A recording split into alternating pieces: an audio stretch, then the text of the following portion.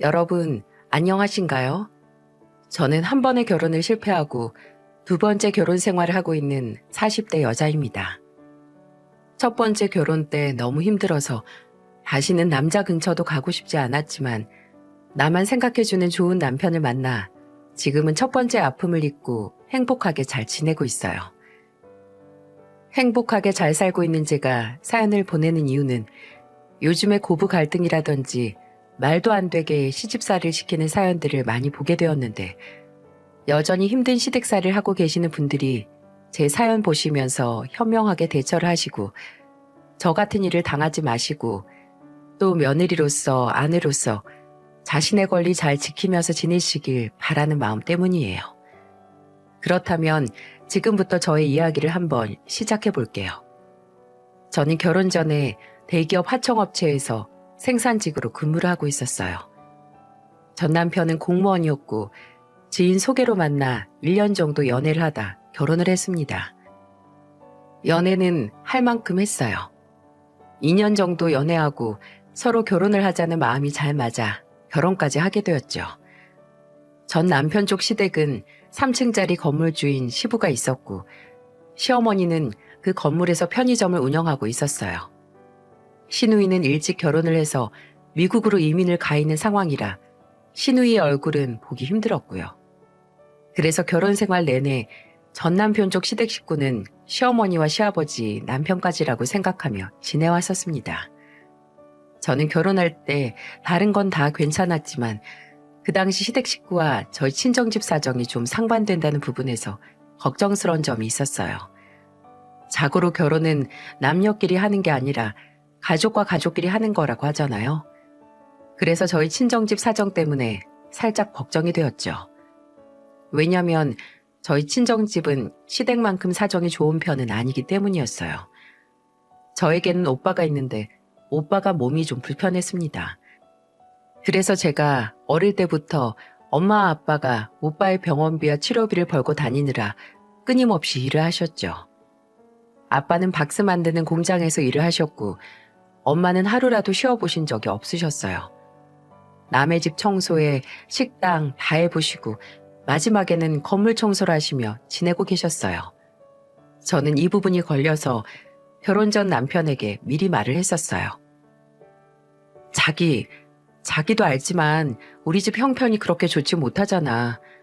오빠는 평생 몸이 불편한 채로 살아야 하고 우리 엄마 아빠도 오빠 뒷바라지 하느라 평생 힘들게 살고 계신데 자기네 부모님이 나 좋아하실까? 우리 엄마 아빠 그런 거 신경 안 쓰셔. 우리 집이 돈 많은데 뭐. 그런 걱정하지 마. 나 어릴 때부터 우리 엄마는 내 색시 될 사람은 돈 없어도 괜찮으니까 내가 그저 좋아하는 여자만 데리고 오라고 하신 분이야. 거기다가 아빠가 이미 우리 집도 해주고 다 해준다고 했으니까 그런 걱정하지 말고 그냥 우리 결혼 준비만 잘하면 돼. 남편은 걱정하는 저를 다독여주며 안심시켜 주었고 실제로 상견례에서도 시부모님은 엄청 살갑다거나 친절한 분들은 아니셨지만 평범하셨기에 저도 안심하며 결혼을 할 수 있었어요. 결혼 후에 남편은 처음에는 연애 때처럼 괜찮은 사람이었어요. 가정적이었고 저에게도 헌신을 많이 하는 사람이었죠. 근데 결혼 후 몇 년 되지 않아 점점 변하기 시작했어요. 그전까지는 저나 시댁이나 남편이나 아무런 문제가 없었습니다. 그냥 친하지도 않고 너무 멀지도 않은 딱 평범한 고부지간이었죠. 근데 딱 하나 이 결혼 생활에 큰 문제가 있었다면 남편이고 시댁이고 정말 너무너무 해도 정말 너무너무 더러운 집안이었다는 거였어요. 우리 남편은 결혼 초기 때는 연애 때 그대로 자기 관리를 한답시고 잘 씻었어요. 물건 정리를 잘 못하는 부분이 있긴 했지만 그건 제가 치우라고 하면 곧잘 치우고 또 그때그때 고쳐가는 듯이 보였죠. 그래서 이건 우리가 어차피 다르게 살아온 인생이라 같이 살면서 이렇게 잘 맞춰나가면 되는 거라고 생각을 했어요. 사실 이때는 시댁을 이미 몇 번 겪은 후였기에 시댁이 사는 문화가 얼마나 더럽게 사는지 알고 있었기에 남편이 오히려 노력하고 있다는 게 눈에 보여 고마울 때도 있었답니다. 근데 정말 그만큼 저희 시댁은 더럽기로는 세상에서 둘째라고 하면 서러울 정도로 더러웠어요. 이건 신혼 초에 있었던 일입니다. 결혼 후에 신혼여행 끝나고 돌아와 인사를 드리러 갔었는데 그때 난생 처음 보는 광경에 깜짝 놀라고 말았어요. 왜냐하면 집안에서는 거의 곰팡이 냄새에 쓰레기 냄새가 섞여서 나고 있었고 거실 여기저기에는 물건들이 하나같이 다 쏟아져 나와 소파며 어디든 옷이 안 쌓여 있는 곳이 없었어요. 시댁은 잘 사는 편이었기 때문에 집이 좁지도 않았거든요. 근데 그 넓은 집안에 거실이며 방이며 주방이며 깨끗한 구석이 한 군데도 없더라고요. 그것뿐만이 아니었습니다. 저는 겨우 표정 관리를 하고 침착하게 있는데 시어머니가 다짜고짜 이렇게 말씀을 하셨어요. 우리 집 좋지? 너네 친정은 형편이 어렵잖아. 그러니 이렇게 좋은 집 평생 구경이나 했을까 모르겠네. 자, 실컷 구경해라. 우리 집이 돈은 많아도 워낙에 프리하게 살아서 깨끗하게 살진 않는데 그래도 다들 우리 집 오면 얼마나 부러워하는지 몰라. 네, 어머니. 집은 정말 넓고 좋네요. 베란다 밖에 풍경도 멋지고요. 저는 은근히 기분 나쁘게 하시는 말씀과 집 상태를 보고도 아무 생각도 못하는 이분의 모습이 당황스러워 정말 아무 말이나 막 했었어요. 하지만 거기에서 저는 또 한 번 경악할 수밖에 없었죠. 그치? 자, 구경은 이쯤 하고 먼 길 갔다 오느라 고생했는데 오늘은 여기서 밥 해 먹자. 나가서 먹는 것도 힘든 일인데 우선 아가 얼른 들어가서 옷 갈아입고 와. 주방부터 좀 치우고 음식 만들어야 하니까. 시어머니는 거기에서 있는 것도 괴로운 집에서 밥을 해 먹자고 난리였어요. 근데 시집가서 처음 인사드리러 간 자리였기에 거부할 수도 없었고요. 그래서 얼른 옷을 갈아입고 주방으로 건너갔는데 저는 거기에서 정말 미치는 줄 알았습니다. 왜냐하면 쓰레기장도 그런 쓰레기장이 없었거든요. 우선 싱크대 안에는 며칠 동안 쌓인 건지도 모르겠는 설거지거리들이 곰팡이 피어있는 음식들과 함께 뒤섞여 거의 넘치기 일보 직전으로 있었어요. 그 주변에는 음식하다 남은 잔 쓰레기들과 배달 음식 먹다 남은 것들이 전부 다 쌓여 있었죠. 저는 정말 살면서 한 번도 보지 못한 비주얼이었어요. 저는 워낙에 어릴 때부터 부모님이 깔끔하셨기 때문에 무조건 바로바로 치우는 습관이 있었는데 이 집은 그냥 의식이 흐르는 대로 사는 듯 하더라고요. 속으로 엄청나게 놀랐지만 당신은 내색할 수도 없었습니다. 그런데도 시어머니는 정말 창피하지도 않은지 저한테 아무렇지도 않게 또 말을 해왔어요. 일단 우리 이것부터 좀 치우고 만들어 먹자. 아유, 나는 밥 먹고 나면 그렇게 졸려서 그냥 들어가서 아예 자야 돼. 그러다 보니까 이렇게 맨날 주방 청소거리가 쌓이더라고. 자, 눈에 보이는 것부터 얼른 좀 치워봐라. 시어머니는 대뜸 이걸 다 치우라고 하더니 처음에는 같이 하는 신용을 하다가 나중에는 주방 밖으로 나가 거실에서 시부와 함께 TV만 보고 있었어요. 남편도 익숙한 광경이었는지 정말 아무렇지도 않게 이 집에 잘 있더라고요. 저는 남편에게 눈치를 줬지만 전혀 눈치를 못 채는 남편은 한 번씩 주방에 와서 잠깐씩 거들 뿐 시부모와 함께 밖에서 희희낙낙 놀기만 할 뿐이었죠. 속으로는 정말 부글부글 끓었지만 이날까지만 참자 싶어서 정말 꿋꿋하게 청소를 다 마쳤습니다. 그거 치우는 것만 정말 장장 3시간이 꼬박 걸리더라고요. 근데 이 와중에 시모라는 사람이 와서 뭐라는 줄 아세요? 아니, 너는 손이 느린 거냐? 아니면 그냥 하기가 싫어서 느릿느릿 놀면서 하는 거냐? 왜 이렇게 청소가 오래 걸려? 그거야 그냥 휙휙 치우면 끝나는 건데 뭘 그렇게 한나절 하고 있어? 배고파 죽겠구만. 저는 이 이야기를 하면서 정말 참을 수가 없어서 하고 싶은 말 다 해버리려다가 꾹 눌러 담고 딱 한마디 했어요. 어머니, 이거 다른 사람들 같았으면 오늘 하루 내내 청소해도 못 끝냈어요. 정말 치울 게 끝도 없이 많더라고요. 어머님, 실례되는 말씀인 줄은 알지만 저 여기 집에 들어오자마자 곰팡이 냄새랑 쓰레기 냄새 때문에 너무 힘들었는데 그게 다 이것 때문이었던 것 같아요. 주방만큼은 정말 잘 치우고 사셔야 돼요. 저는 정말 터지기 일보 직전이었지만 꾹 눌러 담고 시모에게 말했어요. 근데 그 말에 기분이 엄청 나빴는지 저에게 확 화를 내버리더라고요. 아니 너는 신혼 첫날부터 와가지고 한다는 소리가 시엠이 훈계하는 소리냐? 너는 뭐 얼마나 깔끔하게 해놓고 산다고 다짜고짜 이 시엠이한테 훈계질이야 훈계질은. 나 참 기분 더러워서 진짜. 어머님, 훈계가 아니라요. 저도 처음 인사드리러 온 곳에서 오자마자 3시간 동안 정말 열심히 청소했는데 그거 몰라주시고 저한테 일 안 하려고 요령 피웠다고 하시는 말씀에 섭섭해서 드린 말씀이에요. 아무리 서운해도 그렇지 말이야. 너는 할 말이 있고 못할 말이 있는 거지. 그렇게 안 봤는데 너 참 당돌하다. 그렇게 느끼셨으면 죄송한데요.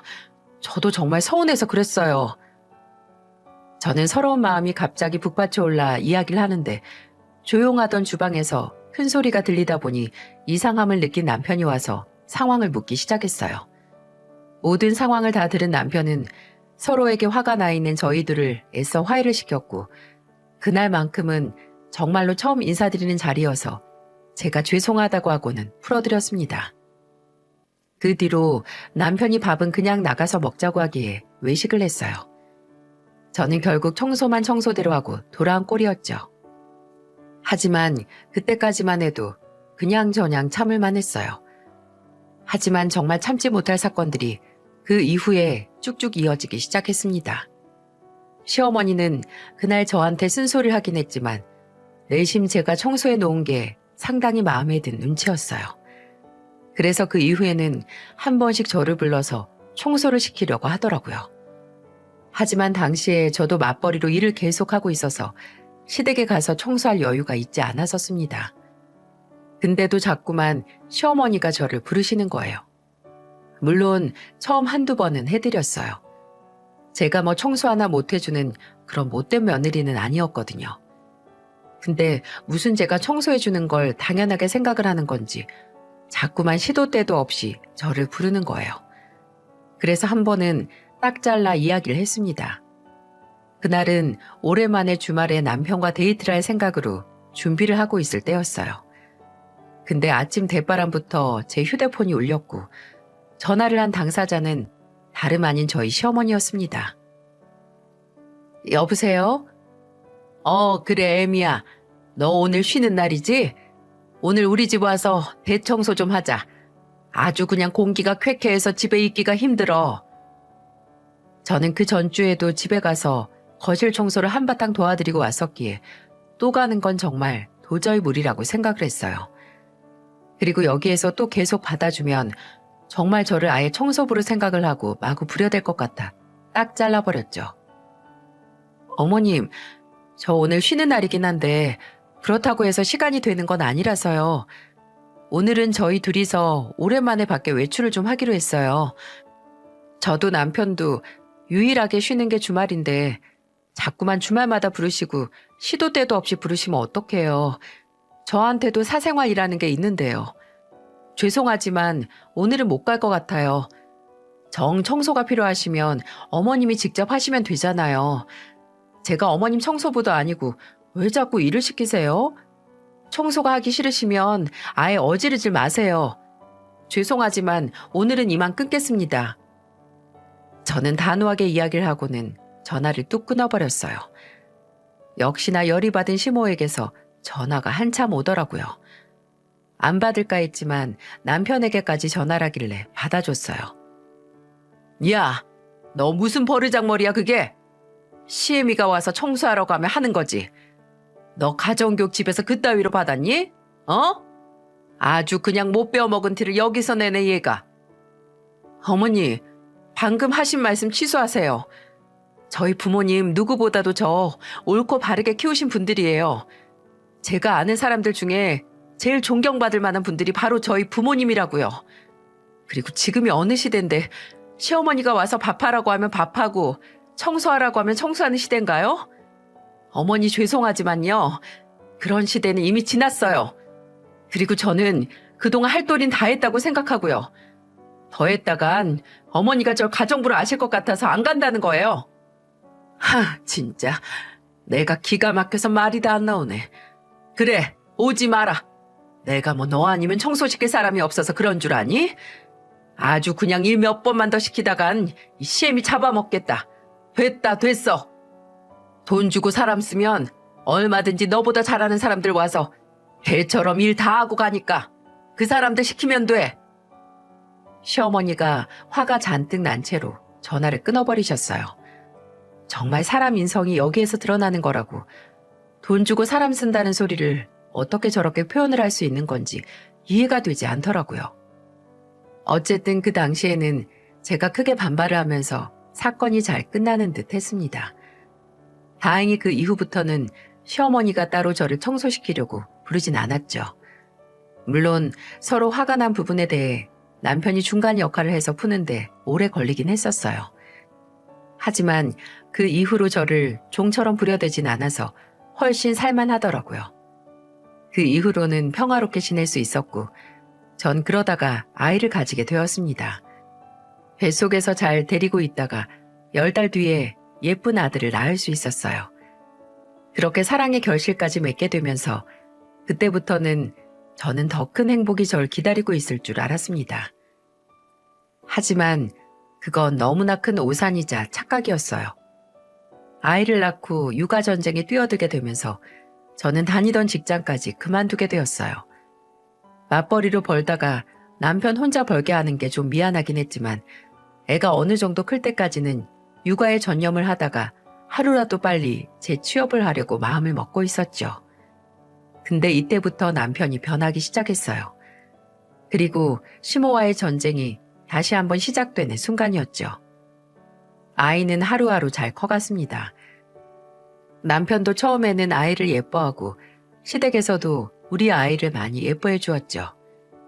근데 어느 날부턴가 남편이 저에게 짜증을 내기 시작하는 거예요.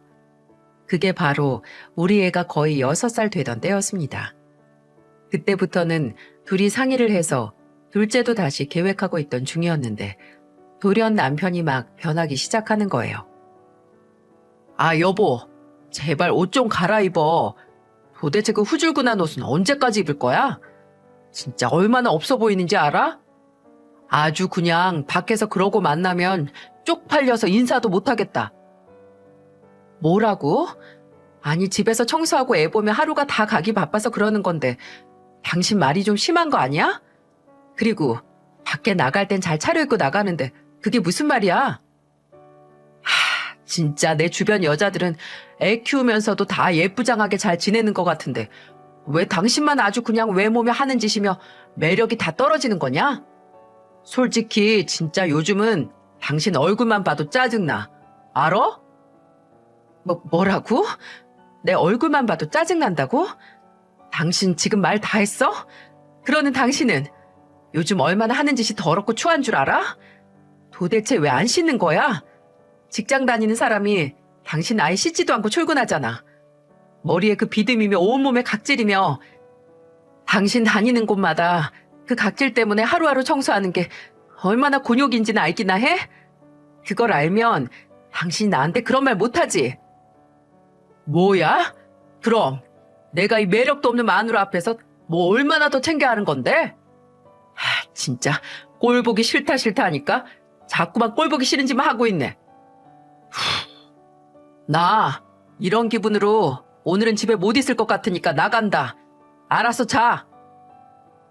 남편은 한참 저에게 상처가 되는 말을 하고는 밖으로 나가서 그날 외박을 했어요. 저는 너무나 서럽고 비참해서 자고 있는 아이를 끌어안고 얼마나 울었는지 모릅니다. 하지만 저의 비극은 그걸로 끝이 아니었어요. 남편은 그날 이후로 계속해서 외박을 밥 먹듯이 하기 시작했고 집안의 생활비도 들여다주지 않았어요. 이 문제로 계속해서 남편과는 싸워댔고 결국에 이 사람과는 각방까지 쓰면서 관계가 악화되고 있었죠. 그때는 남편만 난리인 게 아니었습니다. 바로 시어머니도 제 인생에 태클을 걸어도 심하게 걸었죠. 하루는 남편이 또 생활비를 안 주길래 대판 싸우고 있던 날이었어요. 남편이란 놈은 그날도 저랑 싸우고는 집 밖으로 나가버린 상황이었고요. 근데 그때 시어머니한테서 전화가 온 거예요. 이때까지는 시어머니와의 관계는 그리 나쁘지 않았기 때문에 저는 전화를 받았습니다. 근데 시어머니가 대뜸 하나 얘기를 하더라고요. 예, 우리 편의점에 지금 알바생이 한 명 필요한데 네가 좀 할래? 아니 요즘 애들은 싹수가 노래서 진짜 일을 시킬 수가 없다. 너는 내가 믿고 일을 시킬 수 있을 테니까 네가 좀 나와서 일 좀 해라. 시간대도 애 집에 있는 시간이랑 안 겹쳐서 할만할 거야. 월급도 내가 다 줄 거니까 걱정 말고. 시어머니의 제안을 듣고 저는 집 생활비라도 좀 벌어볼까 싶어서 알겠다고 하고는 출근을 했어요. 근데 한 달을 꽉 채우고 일을 했는데 글쎄 시어머니가 돈을 안 주는 거예요. 저는 시어머니에게 전화를 했습니다. 어머니, 저 일한 지 한 달이 넘었는데 월급 안 주시나요? 다른 알바생들은 돈 다 받았던데요. 어머어머, 얘 지금 뭐라고 하니? 지금 나한테서 월급을 달라고 하는 거야? 아니, 저도 월급 주시기로 했잖아요, 어머니. 아니, 말이 그렇다는 거지. 너는 내가 그 월급 안 줬다고 지금 다짜고짜 전화해서 나한테 돈 내놓으라고 하는 거냐? 네, 돈 주세요. 요즘 애 아빠가 집에 생활비를 안 줘서요. 그거라도 받아야지만 우리 애 밥 먹이고 생활할 수 있어요. 그러니까 빨리 돈 주세요. 야, 없어. 이게 아주 진짜 뻔뻔하네. 네 남편이 안 주는 생활비를 왜 나한테서 찾아가려고 그러냐? 찾아가려는 게 아니고 정당하게 일한 대가를 지불해 달라는 거잖아요. 아유 몰라. 곧 죽어도 없으니까 그렇게 알아라. 하여간에 너는 가족이 돼가지고 이 시엠이 그냥 도와줄 수 있는 거지 그걸 또 달라고 바락바락 전화까지 하니? 하여간에 처음부터 청소 못하겠다고 할 때부터 알아봤어야 했다. 야, 할 말 없다. 끊으마. 저는 끊겨버린 전화에 너무나 어이가 없었어요. 하지만 마냥 당하고 있을 제가 아니었습니다. 그 뒤로도 시어머니는 제 전화를 받지 않았고 저도 더는 시어머니에게 말할 이유를 느끼지 못했어요. 그래서 문자 하나 남겨놓고 저대로 대가를 받을 수 있도록 했습니다. 저는 시어머니에게 딱 한마디로 문자를 보냈어요. 제가 일한 값 알아서 가지고 갑니다. 제가 노동해서 번 내 돈이니까 뭐라고 하지 마세요. 안 그럼 노동청에 신고해버릴 거니까. 이렇게 문자를 보내버리고는 저는 편의점으로 가서 편의점 포스기 안에는 현금을 몽땅 다 털어서 가지고 왔어요. 물론 그 돈이 저의 월급의 전부가 되진 않았어요. 부족한 금액이었죠. 하지만 이거라도 받아야 제가 덜 억울하겠더라고요. 그리고 평소 같았으면 제가 시어머니 가게에서 왜 일을 못 돕겠습니까? 근데 남편도 엉망이지 시어머니도 또 뻔뻔하게 나오는 게 괘씸해서 저는 저대로 복수를 해버린 거였어요. 그 뒤로 저는 시어머니의 연락을 일절 받지 않았어요. 그 문자를 뒤늦게 읽었는지 시어머니에게서는 늦게서야 전화가 불이 나게 오고 있었고 저는 그 모든 전화를 다 씹어버렸어요. 그러던 와중 갑자기 저희 엄마가 외가 쪽 친척 결혼식에 참석하기 위해 일찍이 시골에서 올라와 저희 집에서 하룻밤 자기로 했었어요. 시어머니와는 한창 대립이 있던 때였는데 정말 저희 엄마에게 그 꼴을 보일 줄은 생각도 못했습니다.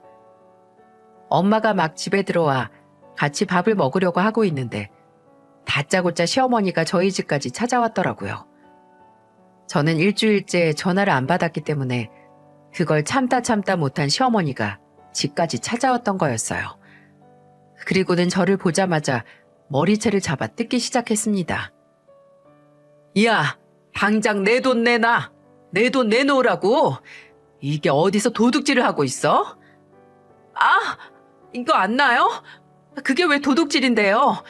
내가 일한 돈 정당하게 내가 가지고 온 건데 이거 안 나요? 저는 머리채를 뜯기면서도 시어머니에게 다 따졌습니다. 그리고 그때 갑자기 저희 시어머니가 저한테서 떨어져 나갔고 그건 다름 아닌 저희 친정엄마 덕분이었어요. 이 광경을 보던 저희 엄마는 순간 놀래 무슨 상황인지 보다가 시어머니가 제 머리채를 잡고 안 놓으니 화가 나서 엄마 본인이 시어머니의 머리채를 잡아 뜯고는 바닥으로 패대기를 쳐버린 거였죠. 그러면서 저희 시어머니에게 제대로 화를 내기 시작했어요. 야, 너 우리 딸 계속 이렇게 대하면서 살았어? 이게 진짜? 네가 그동안 나 무서운 줄 모르고 살았구나. 어디 귀한 내 새끼를 이렇게 함부로 대해. 네가 그러고도 무사할 것 같아? 어? 어디 험한 꼴 좀 당해볼래? 에이씨, 너 두고 봐. 아주 그냥 두고 봐.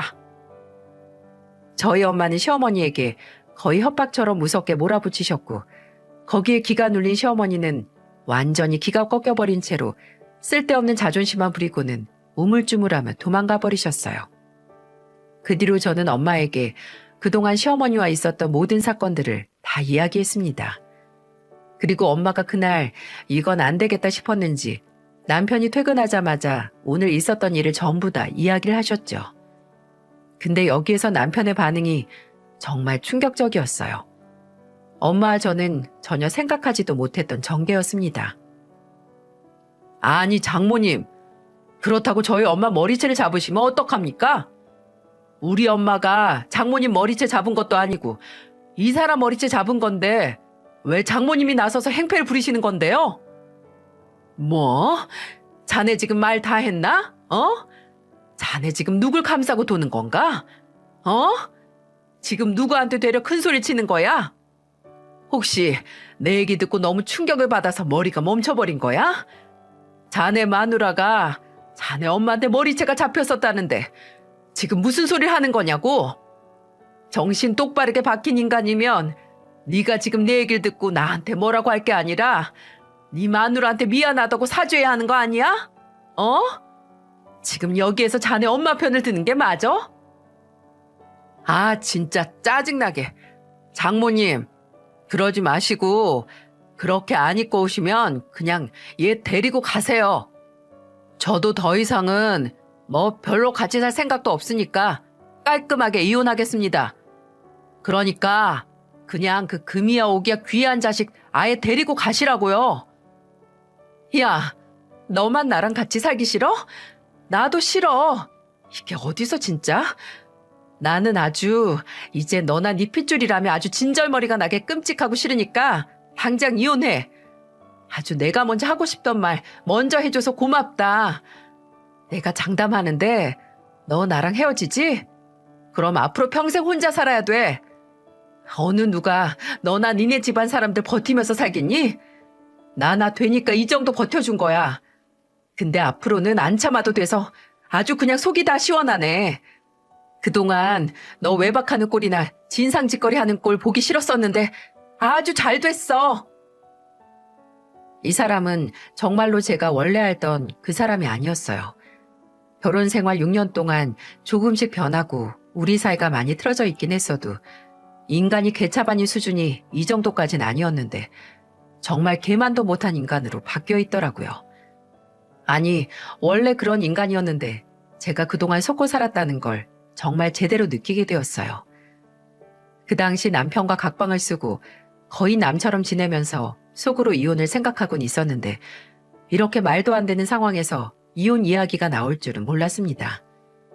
하지만 이렇게까지 관계가 틀어진 이상 저는 1분도 함께 있고 싶지 않아 바로 이혼을 진행하게 되었죠. 근데 이 이혼 과정에서 정말 어이없는 일이 하나 더 있었어요. 바로 양육권 부분이었는데요. 남편은 이혼 과정 중에 저한테 이렇게 말을 하더라고요. 야, 나는 양육권도 다 필요 없으니까 네 아들 네가 데려다가 가서 키워. 이것 때문에 머리 아프기 싫으니까 네 아들은 네가 데리고 가서 지지고 볶든지 뭐 어쩌든지 알아서 하라고. 진짜 개만도 못한 놈. 너 진짜 혹시 사람이길 포기했니? 네가 나서서 그렇게 말 안 해도 내 애는 내가 데리고 갈 거야. 2번 다시 우리 애 볼 생각 따윈 안 하는 게 좋을 테고. 내가 왜? 네 배 아파서 낳은 새끼를 내가 도대체 왜 보고 싶어 할 거라고 생각하는데? 됐으니까 데리고 꺼져. 닥쳐. 네가 말 안 해도 내 갈 길 내가 잘 알아서 갈 거니까. 아니, 저는 당연히 양육권은 제가 가지고 올 생각이었어요. 근데 지가 진짜로 애 아빠면 이렇게 이야기하면 안 되는 거 아닌가요? 그래도 지 핏줄인데 어쩜 이렇게 냉정하게 말할 수 있는 건지 정말 이해가 되질 않았어요. 근데 여기에서 정말로 더 화가 났던 건 이 말을 6살 된 제 애가 다 듣고 있었다는 사실이었어요. 저는 애가 듣는 앞에서 아무 내색 없이 그딴 말을 짓거리는 남편에게 더 정나미가 떨어졌습니다. 그래서 이 이혼을 하루빨리 마무리 지어야겠다고 생각을 했죠. 그 대화 후에 저는 더 열심히 이혼 소송을 진행하고 있었어요. 근데 이 인간이 알아서 저의 승승장구한 이혼의 길을 터주더라고요. 남편은 이혼 소송 중에 아주 결정적인 사고를 하나 치게 되었습니다. 그날은 비가 많이 오는 날이었는데 남편이 그날은 술을 잔뜩 마시고 대리를 잡으려다가 잘 잡히지 않자 본인이 직접 운전을 한 듯 했어요. 완전히 꽐라가 된 상태에서 운전을 했는지 결국에는 횡단보도를 건너는 결혼을 2달 앞둔 예비 신혼 부부였는데 그 사람들을 글쎄 쳐버린 것 같더라고요. 다행히도 목숨에는 지장이 없었지만 결국 큰 중상을 입고 말았고 병원 신세를 피할 수가 없었죠. 결국 남편은 그 사건으로 인해 파면을 당하고 말았고 공무원직을 그만둘 수밖에 없었어요. 그 이후에 남편은 그걸 인정 못하고 소청심사제도를 쓴 것 같더라고요.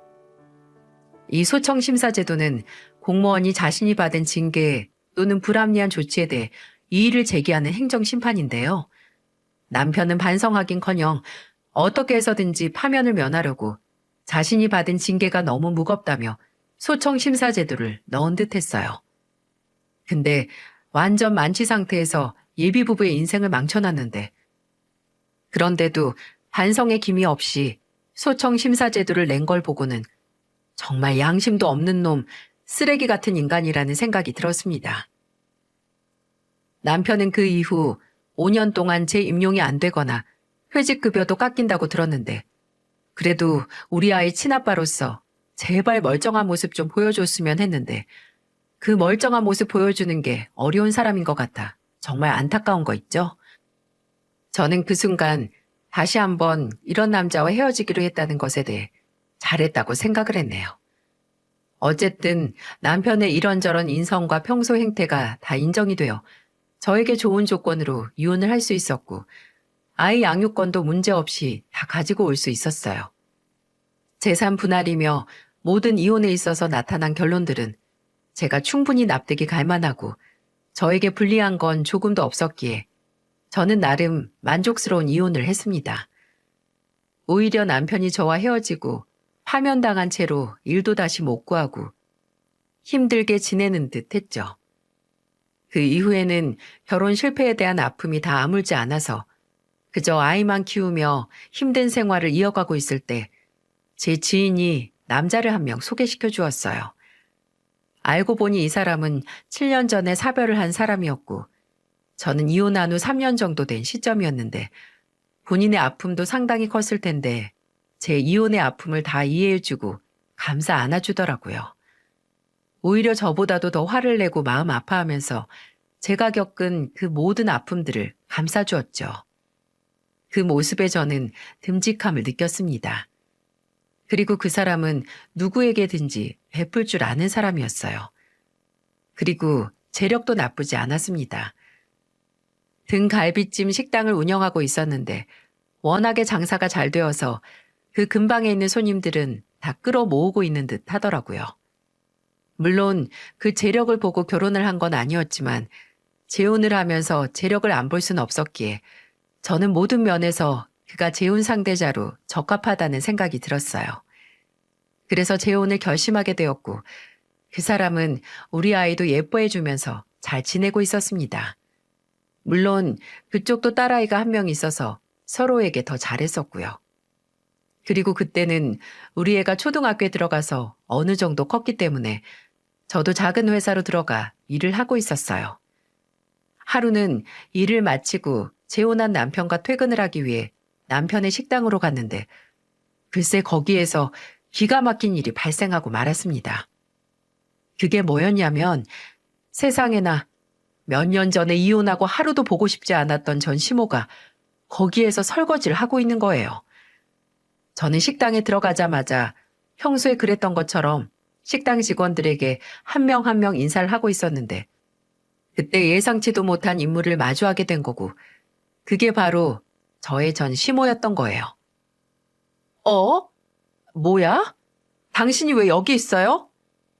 뭐? 당신? 그거야말로 내가 묻고 싶은 말이다. 네가 여긴 왜 나타나?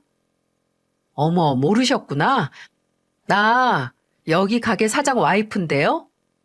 뭐? 네가 여기 사장 와이프라고? 네. 근데 여긴 왜 계시냐고요? 아, 뭐 그나저나 너 그동안 잘 살았나 보구나. 뭐 별 다른 일은 없었고? 별 다른 일이 있을 게 뭐가 있어요. 그 지옥 같던 곳에서 있었던 일들이 다 별일이었지. 이혼한 이후로는 완전 행복하게 살았는데요. 근데 여기는 왜 계시냐고요? 돈도 많은 양반이. 아, 뭐 그냥 나 심심해서. 그래서 그냥 나와서 일 좀 해보고 있어. 뭐 나도 취미생활이라는 게 필요하지 않겠니? 맨날 편의점만 운영하다가 이렇게 밖에 나와서 일해보는 것도 나쁘지 않더라고. 그래서 그냥 재미삼아 일해보고 있다. 네? 뭐 취미로 설거지를 한다고요? 아니 심심하면 등산을 하시든가 여행을 가시던가 아님 당신이 그 좋아하는 그 춤이라도 추러 가지. 무슨 취미로 설거지를 하세요? 말이 되는 소리 좀 해야지. 그건 내 마음이지. 내가 등산을 하든 춤을 추던 내 마음이야. 나는 설거지가 편하다 편해. 주방에서 들리는 저와 전 시모의 큰 소리가 들렸는지 현재 남편이 들어와서는 저에게 무슨 일이냐고 묻더라고요. 저는 거기에 다른 직원들도 있었기에 우선은 소란을 더 피우면 안 될 것 같아서 남편만 한쪽으로 데리고 가서 모든 사실을 다 말했어요. 여보, 내가 전에 이혼했다던 그 집 있지? 저 여자가 그때 내 시모였던 사람이야. 아니 원수는 외나무 다리에서 만난다더니 여기에서 만날 줄은 정말 꿈에도 생각 못했네. 내가 저번에 여기 근처가 그 집안이랑 가까운 곳이라고 좀 찜찜하다고 했었잖아. 근데 이렇게 마주칠 줄이야. 아니 근데 저 여자가 왜 여기에서 설거지를 하는 거지? 저 집 진짜 잘 사는 집안이란 말이야. 이해가 안 되네. 저는 남편에게 상황을 다 설명을 하면서 이해가 안 된다는 투로 말을 했어요. 그랬더니 그제서야 남편이 움직이더니 그 전 시모였던 사람에게로 가더라고요. 아, 저 사람이 당신을 그렇게 괴롭혔던 사람이란 말이지? 그럼 내가 가만히 있을 수 없지. 기다려봐. 나도 저런 사람이랑은 같이 일 못해. 내가 다 알아서 할게. 여기서 기다려. 뭐? 아니, 당신 뭘 어쩌려고? 남편은 제가 묻는 말에 대답도 하지 않은 채 전 시모에게로 다가갔어요. 그리고는 통쾌한 이야기를 쏟아주었습니다. 저기요, 아줌마. 여기서 일하는 거 취미로 일하신다고요? 지금 이 사람한테 들어보니까 취미로 일한다고 하던데요? 네, 사장님. 아, 그게 취미이기는 한데 전 시모는 저에게 했던 행동과는 전혀 다르게 완전 우물쭈물 이야기를 해왔어요.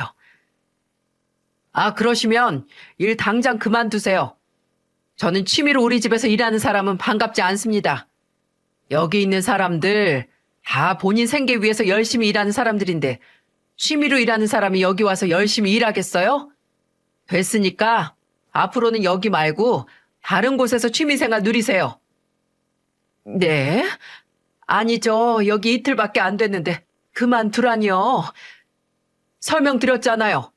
이틀이든 두 달이든 우리 집에서 열심히 최선을 다해서 일할 사람이 필요하다고요.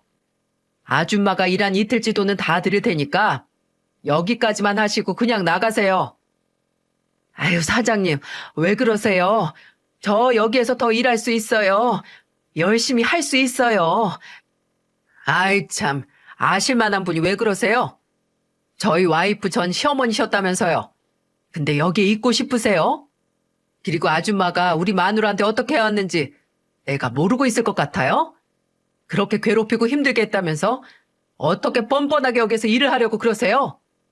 긴 말 안 할 테니까 그냥 여기서 나가세요. 그제서야 전시모는 본인의 인성을 또 드러내더라고요.